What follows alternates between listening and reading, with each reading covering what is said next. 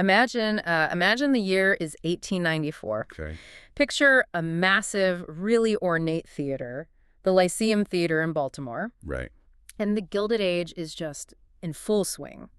It's an era defined by exploding wealth, massive industrial growth, and just a deeply entrenched belief in American exceptionalism. Oh, yeah, absolutely. So the room is packed wall to wall with 3,000 wealthy Americans. We're talking a sea of top hats, Victorian dresses, the absolute elite of the industrial era. The ones running the country, essentially. Exactly. And stepping onto the stage in front of this crowd is a man who looks completely alien to their world. Right. He's wearing a bright yellow turban and this flowing red robe tied with a sash. Such a striking image. It is. And he looks out at this audience, an audience entirely convinced of their own society's absolute unquestionable superiority on the global stage, and he doesn't offer pleasantries. No, he really doesn't. He doesn't thank them for their civilization. Yeah. Instead, he boldly tells them that their entire society is obsessed with what he calls the dollar caste. The dollar caste. Yeah. He tells them that their religious professionals are mostly in it for the money and that they have their moral priorities completely backward. I mean, he does not hold back. Not even a little bit. And the wildly surprising part about all of this, the audience erupts in applause. It is a moment of profound historical whiplash. You have this sudden, really intense collision of ancient Eastern philosophy with the booming, capitalistic, institutional engine of 19th century America. Yeah. And the sparks that fly from that impact, as recorded by the people who are actually in the room, are endlessly revealing about both cultures. That is exactly the collision we are going to unpack today. Welcome to this deep dive for the Simplified Summary YouTube channel. Glad to be here. If you are joining us, and if you find value in gaining thorough, deep knowledge quickly, in really understanding the mechanics of history rather than just memorizing dates, we humbly ask that you subscribe to the channel, like this video, and share it. It makes a huge difference. It really does. Your support is the engine that keeps these highly detailed summaries coming, and we genuinely appreciate you being here to learn with us. The support truly allows us to do the heavy lifting in the archives, bringing these forgotten historical moments back to the surface for you. So let's lay out the mission for this deep dive. We are exploring a remarkable slice of history found within the complete works of Swami Vivekananda, Volume 2. Volume 2, yes. But we aren't just reading his essays or his polished philosophical treatises. We are focusing on a very specific, very raw collection of original clippings. Right, the newspaper report. Exactly. They're titled Reports in American Newspapers from the years 1894 and 1895. Which is a really crucial distinction to make for the listener here. Yeah. We are not looking at a retrospective biography written decades later by his followers. Where the edges might be sanded down. Right. This is a real-time journalistic snapshot. He captures the exact day-by-day reactions as a highly charismatic, highly disruptive Hindu monk toured the United States and challenged his deepest societal assumptions. It's incredible. We're looking at the rough draft of history, seeing how the American press, with all its biases and curiosities, tried to make sense of him. Okay, so set the scene for me. What is the mindset of an American newspaper reader in early 1894? How do they view the world, and how does this monk suddenly enter their peripheral vision? Yeah, well, you have to picture a society riding the absolute high of the Industrial Revolution. America in 1894 is building skyscrapers, laying thousands of miles of railroad track, and generating unprecedented wealth. Though heavily concentrated at the top, of course. Exactly. The prevailing worldview is one of manifest destiny and material progress. They view their institutions, their factories, their hospitals, their churches as the ultimate proof of their civilizational superiority. Because to them, bigger buildings mean a better society. Precisely. International travel was rare, and the average American's understanding of India was largely filtered through the sensationalized reports of returning Christian missionaries or British colonial literature. Which usually painted a pretty grim picture. Very grim. It often painted India as a land of primitive heathens desperately in need of Western salvation. So into this environment arrives Swami Vivekananda, traveling after his famous appearance at the 1893 Parliament of Religions in Chicago. Right. And by early 1894, he's embarking on a lecture tour across the country. The press coverage from his travels gives us this amazing, vivid picture of how he moved through the country.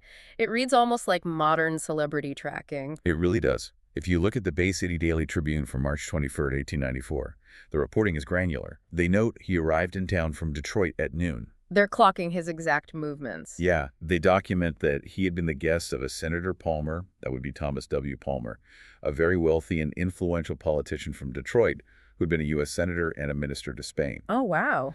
The paper details Vivekananda's grand itinerary, noting he traveled to America via the Pacific and planned to return via the Atlantic. They are tracking his movements with a level of fascination usually reserved for visiting European royalty. How does the press actually describe him physically? Because they had likely never seen a Hindu monk before. I imagine the visual alone was a massive disruption to their daily routine. The visual was everything. The Saginaw Courier-Herald covered him the very next day on March 22. The reporter finds him sitting in the lobby of the Hotel Vincent. Okay. And the description in the paper is a fascinating study in 19th century exoticism. The reporter describes him as a man of fine presence with strong and regular features. Right. They specifically fixate on his complexion, noting his swarthy skin, which, they write, made the pearly whiteness of his even teeth stand out. It's such a specific, almost objectifying way to write about someone. It is entirely objectifying. They're trying to process a person of color who does not fit into the rigid racial hierarchy of 1890s America. And then there's the auditory shock. What do you mean? The reporter is openly taken aback by his English. They write about his pure and grammatically constructed English sentences delivered with a slightly foreign accent that lends piquancy to his words. The surprise there speaks volumes.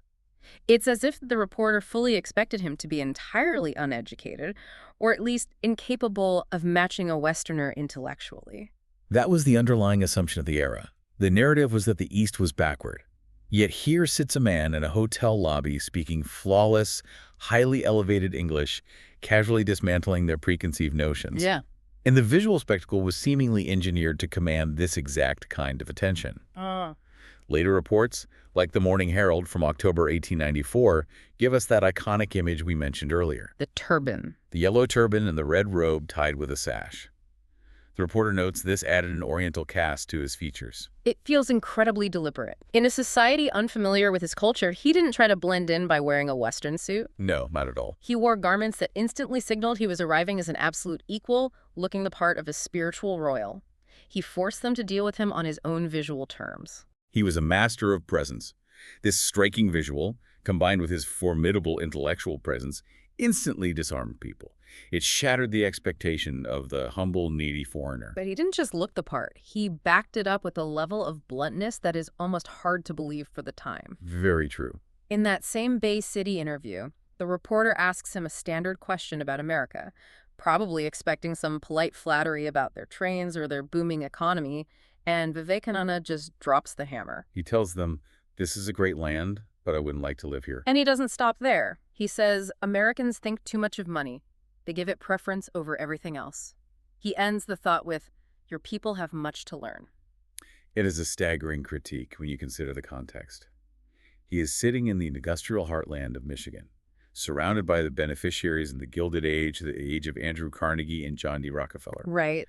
And he is telling them that their entire metric for success, their very definition of a life well lived, is fundamentally flawed. The cognitive dissonance for the reporters must have been intense. There's this incredibly telling interaction in the Saginaw Courier-Herald that perfectly captures this. The reporter asks Vivekananda if he has been investigating American institutions while he's traveling. Right. Touring the factories, the prisons, the modern hospitals. And Vivekananda simply replies, no, I am a preacher only. And how does the reporter react to that statement in print? The reporter loses it. They label this answer decidedly un-American. They go on to say it displays a want of curiosity and narrowness. It's such a wildly defensive reaction to a guy just saying he's focused on his lane. That reaction is a perfect encapsulation of the culture clash happening in real time. To the 19th century American mind, progress meant tangible institutions. Physical things you can point to. Exactly. To be intellectually curious meant to study the external material world, how efficiently a factory runs, how a political system is organized. So when Vivekananda says he's not interested in their material institutions because his domain is the inner read, the spirit, the reporter, literally cannot compute it. Wow. To the reporter, ignoring the material world is practically an insult to the American way of life. Hence, it is un-American and narrow. That's like going to Silicon Valley today, getting a meeting with the biggest tech CEOs and telling them you genuinely don't care about their apps, their user engagement metrics, or their stock prices because you are only interested in the state of their soul. They wouldn't know what to do with you. They'd short circuit, they wouldn't know whether to kick you out or put you on a podcast. That is an excellent modern parallel. He was operating from an entirely different paradigm. And because of that, he became a mirror for America. He started holding up a reflection that made a lot of people deeply uncomfortable, pointing out the gap between what they professed to believe and how they actually behaved. Let's follow that thread into the critiques and controversies. Because he wasn't just criticizing their love of money, he was exposing their hypocrisy. In the sources, he mentions his surprise at the lapses from the paths of rectitude that were so common among American Christians. He was observing a society that loudly proclaimed its adherence to the moral teachings of Jesus Christ's teachings, centered on humility, poverty, and loving one's neighbor, yet operated with ruthless capitalist aggression and deep-seated social inequalities. And nowhere was that inequality more jarring than in the American South. There is a crucial piece of the historical record in these sources, an unnamed newspaper fragment that details his travels through the southern states. This specific clipping is vital for understanding his experience. Remember, Plessy v. Ferguson, the Supreme Court decision that legally cemented separate but equal racial segregation, would happen in 1896, right on the heels of his visit. So things are already very tense. He is traveling through the Deep South during the absolute entrenchment of Jim Crow laws. As a brown-skinned Indian man, he was navigating a landscape designed to subjugate anyone who wasn't white. The report is heavy. He notes to the press that strict racial segregation is the absolute law of the land. He describes how a person of color was not allowed in hotels, was not allowed to ride in the same railway cars with white men, and was treated as a being to whom no decent man will speak. Yes. He makes it explicitly clear to the northern reporters that he was in the South and is speaking directly from his own immediate knowledge and observation. The historical value of this cannot be overstated. Mm. You have an outsider, a highly educated monk from the East, offering a razor-sharp critique of systemic American racism in the 1890s. Yeah. He is framing this not just as a flawed political policy, but as a massive moral failure of a supposedly advanced Christian nation. He is quietly forcing the press to reconcile their claims of global moral leadership with the brutal reality of how they treat their fellow human beings based entirely on the color of their skin.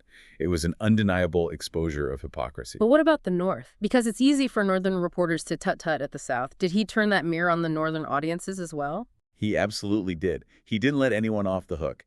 He took aim at the economic stratification that defined the North, which brings us to his critique of the dollar caste. Let's dig into the Northampton Daily Herald report from April 16, 1894. This is a fascinating exchange. Vivekananda is going after this dollar caste sentiment.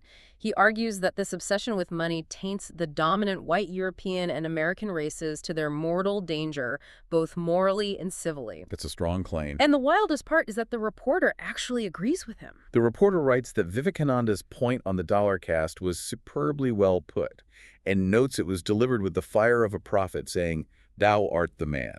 The reporter acknowledges that the critique hit the mark perfectly. But wait, wasn't Gilded Age America also the era of massive philanthropy? You have the Carnegies and the Rockefellers building libraries, universities, and hospitals. Didn't the American press point out that their money was actually doing tangible good in the world compared to a monk whose primary focus was meditation? You've hit on the exact psychological defense mechanism the reporter uses in the article.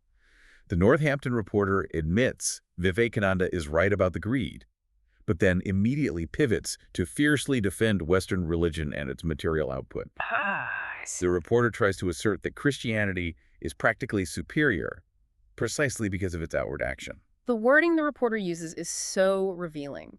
They describe Christianity as vitally aggressive, self-forgetful, do good unto others, and then they dismiss Vivekananda's religion as self-centered, passive, indolent. What you are seeing in that newspaper column is a distillation of the fundamental tension between the Eastern focus on inner realization and the Western focus on outward material action. Right. The American reporter values religion as a philanthropic engine. To them, religion is about building hospitals, feeding the poor, and taking aggressive moral action to fix the external world.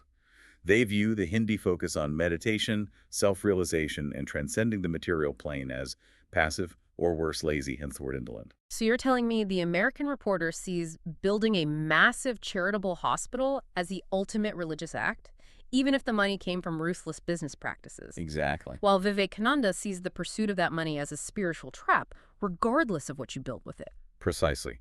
Vivekananda's argument was that the Western obsession with material institutions, even in the name of charity, can become a distraction from the true nature of the soul. If your inner world is corrupt, building an external hospital doesn't purify your spirit. It's the ultimate debate of doing good versus being good, played out in the pages of an 1894 Massachusetts newspaper. That sets up the stakes perfectly. So what was his actual philosophy? If he's telling these massive crowds that their obsession with institutions and dollar charity is flawed, what is he offering instead? This takes us to the core of his message in the West, which is summarized by this incredible phrase, less doctrine, more bread. To understand the impact of that phrase, we have to look at how he defined the very concept of religion for these audiences. He wasn't trying to convert anyone to a new set of dogmas. The sources, particularly his lectures covered by the Harvard Crimson in May 1894 and the Ada Record in February 1894, make his stance very clear. He stated repeatedly that religion is not about doctrines, it is not about believing in a specific book, and it is not about adhering to a specific set of rules. He strips it all the way down. He says religion is about realizing that you are a spirit and a soul, not a body.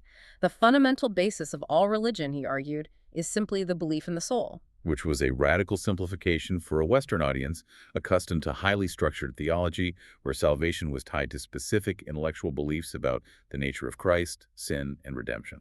And his stance on the validity of other religions must have sounded like pure heresy to some of these crowds. Look at his lecture at the Pouch Gallery, reported in the Brooklyn Times on December 31st, 1894. He flat out tells the audience that Hindus do not claim theirs is the only right belief. Right. He says if there is but one religion to be true, all the rest must be true.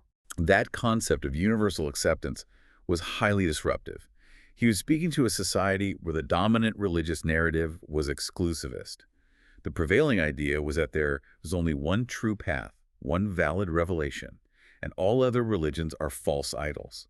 That exclusivist mindset was the entire driving force behind the global missionary movement of the 19th century. The missionary movement was massive at this time, right? The idea was that Western Christians had a moral obligation to go to places like India and save the heathens from damnation. Exactly. It was a massive enterprise, deeply tied to colonialism and Western expansion, and Vivekananda completely overhauled their entire justification for it. The newspaper fragments in the text detail his intense, systematic critique of Christian missionaries and institutional religion. He didn't pull any punches when addressing the clergy. He goes right at their historical foundations. He claimed that the entire system of the Roman Catholic Church, its rituals, its structure, was actually taken from the books of Buddhism. He openly criticized the non-toleration of the Presbyterian Church. And my favorite part, he boldly challenged the priests of his day regarding their salaries.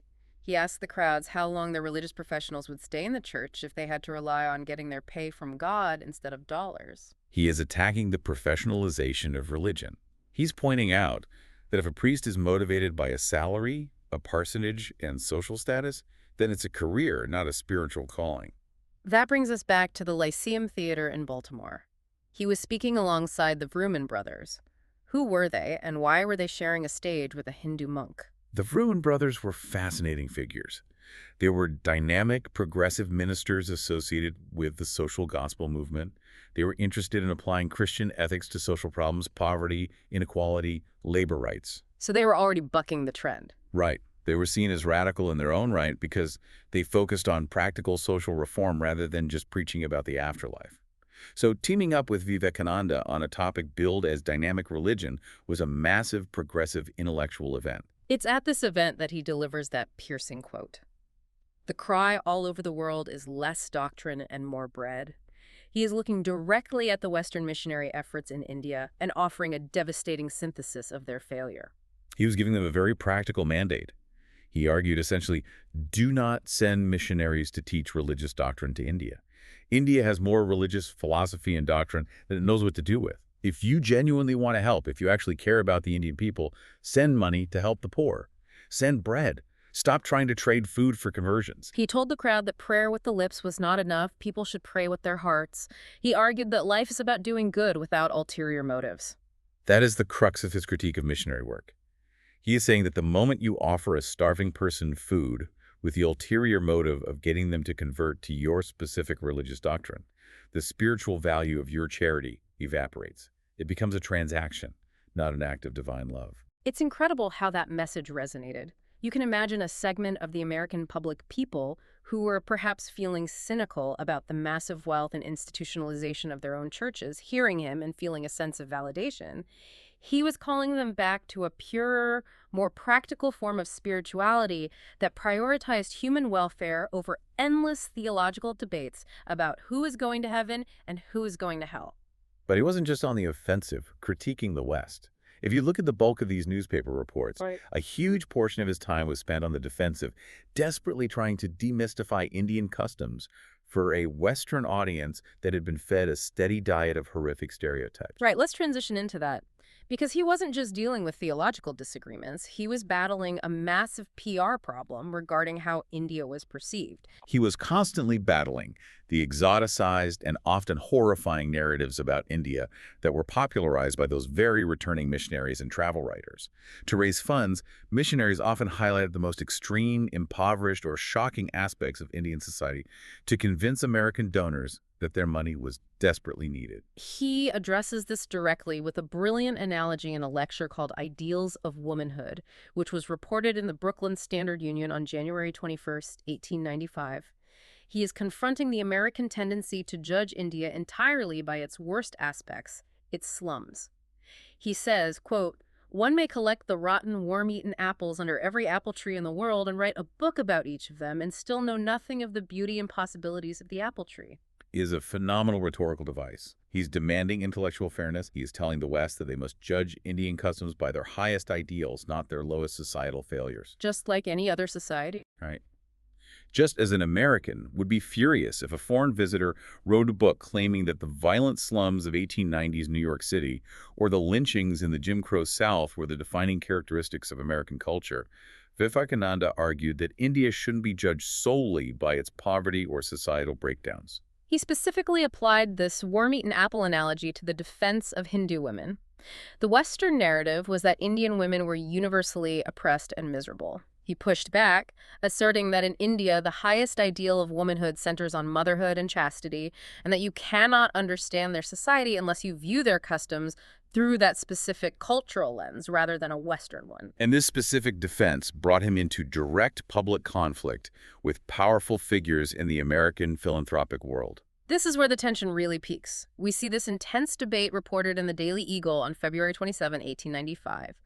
A woman named Mrs. James McKean publicly accused Vivekananda of lying to the American public about the treatment of Indian widows. We need to understand the context here. Mrs. James McKean was the president of the Ramabai Circle. Who was Ramabai? Pandita Ramabai was a high-caste Indian woman who converted to Christianity and became a massive figure in the West, raising substantial funds in America to build shelters for young Indian widows.